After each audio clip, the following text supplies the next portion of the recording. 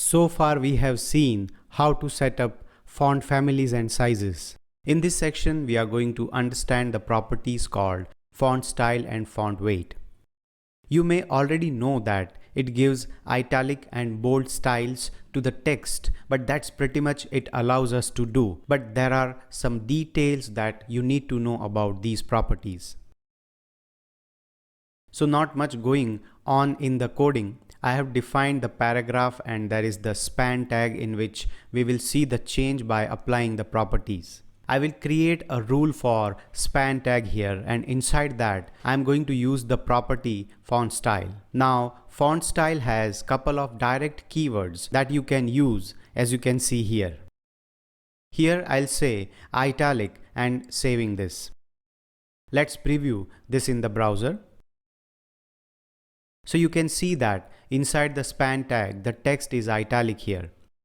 Now there is not much going on with the font style, but in font weight there are certain options that we need to understand. So I will head back to my code and inside the H1 selector I'm going to say font weight. Notice that it is showing some numeric values starting from 100 to all the way up to 900. These values are basically considered to be the darkness values of the fonts. But actually it is the boldness of the font starting with 100, which is the lightest, and so on. There are also some direct keywords which you can see.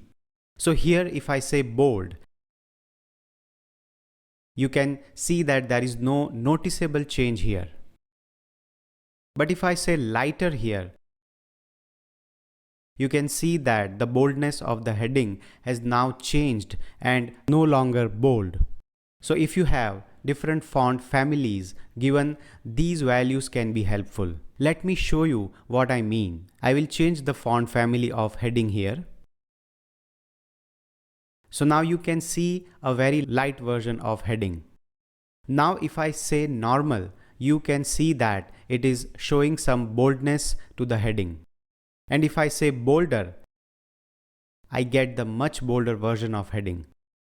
This also works in the same way for numeric values. I will give here 600.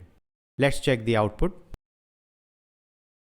So this is how you work with these properties. Remember, it will be much more easy to get the control over these properties if you know the properties of the font family that you are working with.